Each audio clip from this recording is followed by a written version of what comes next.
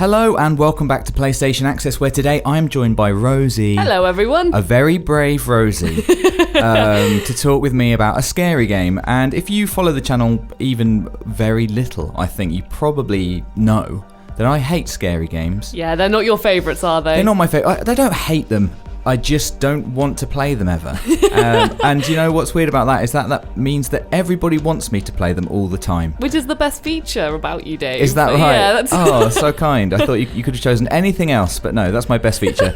And that is why that you and I, Rosie, got sent to Hamburg recently to play the Dark Pictures Anthology Man of Medan. Da-dun. Which I really didn't want to do.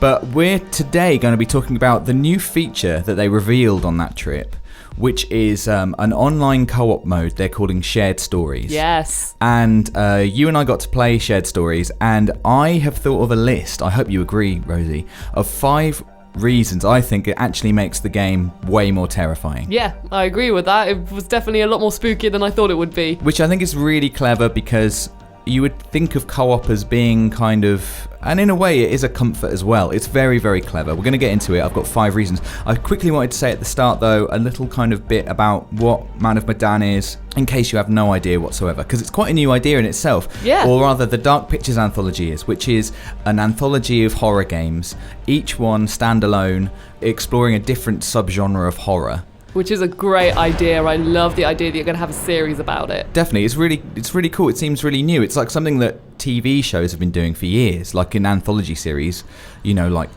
Black Mirror or something. So yeah, and the first game in this anthology is Man of Medan. Each of these games is like a branching horror experience.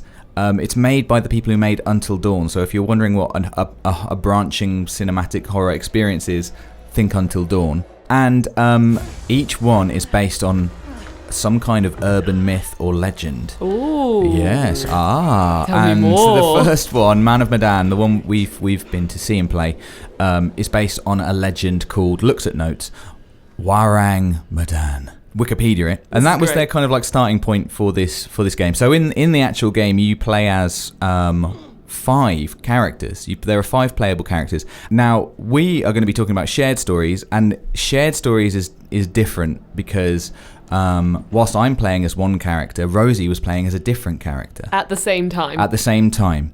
And at first I was like, yeah, that makes sense. But when you start to play it, you realise how sort of genius that is. And I think it's these 5 ways that make it more scary, which we're going to get into right now. Way number 1 is that there's no in-game communication.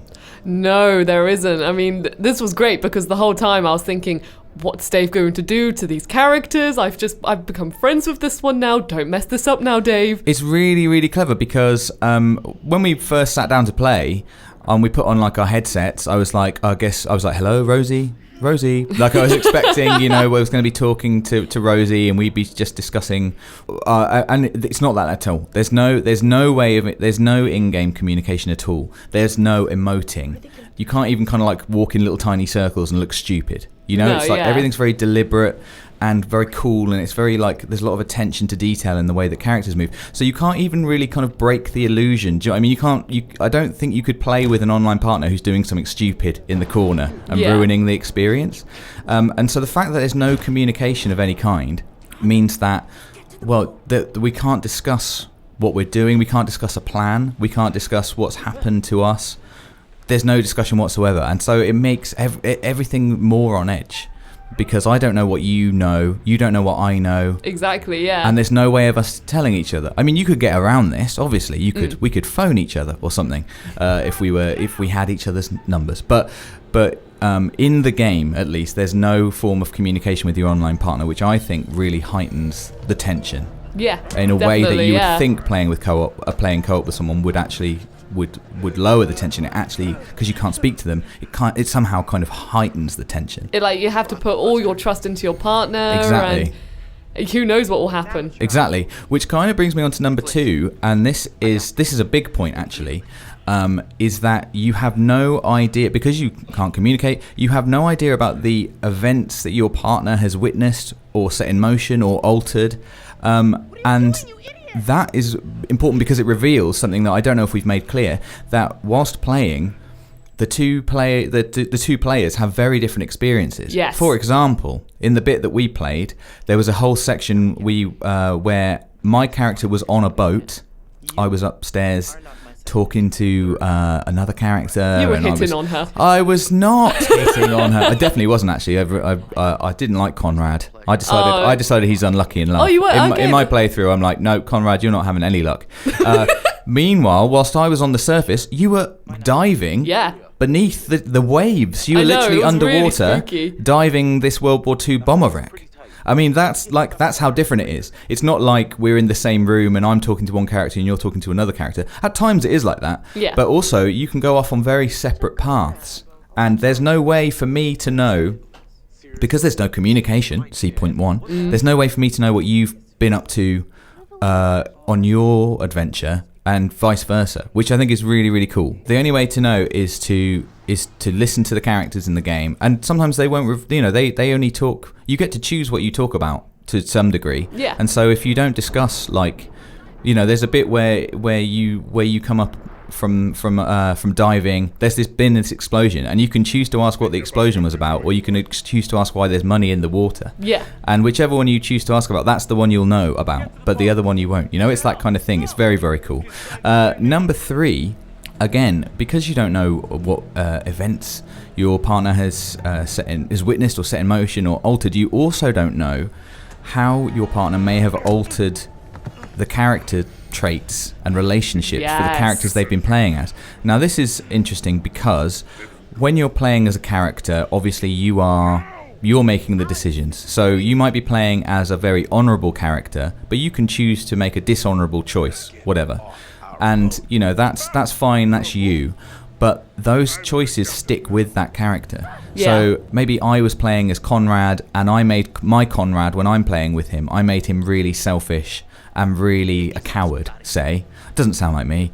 Not at all. And then say later on we might be playing the game and there's a scene where Conrad, he's AI controlled now, and he could save us by doing something selfless, say, and being brave. But because I've made him a coward and selfish, he doesn't do it. And he'll do what he wants. So it's like the choices you made, first of all, they can set kind of like events in motion, like, did I pick up the screwdriver, that kind of thing, or did I open the gun, did I open the door, did I notice whatever, did I find this secret?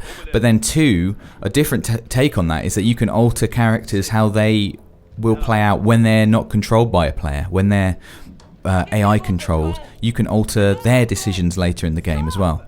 So it's like a lot of moving parts. Yeah, and as well, it's like, it's not as if when you're playing online, it's not as if you just pick one character and that's it. So when we were playing together, there were some moments you were Conrad, some moments I was Conrad. Exactly. So it depends on what we've both built him up to be. And because we can't communicate, I don't know what Rosie's chosen. I don't know. I can't predict how Conrad might act at some point. There's so many moving parts and spinning plates and other metaphors. It's very, very clever. And it's worth saying at this point, like Until Dawn, I believe this is true of Until Dawn, any playable character can live and can also die. They can all die. Mm-hmm. So the stakes are high. Yeah. Those decisions really do matter. And because I don't know what Rosie has done, I don't know, how then choices I'm making are affecting those characters. It's very tense, like more than in a way, more than I think it is in single player, because in single player, what you've done the whole way through, and the Conrad, when I play as Conrad throughout, I know what I've made him, Yeah. Whereas when we're swapping in these different scenes, it adds that uncertainty, which I think is very, very cool. Yeah, definitely. This comes to point number 4, which is slightly cheaty, because all of this works the other way around too. As in, I've been talking about how Rosie has been messing up my game, but also I can mess up Rosie's game. Which you kind of did. I didn't do that, Rosie. You pretty much did. Rosie, that's not true. Stop telling tales. Unbelievable. The point being that there's attention to, like, when you're playing single player, if you make a mistake, that's on you. You know what you've done. Yeah. You know the consequences.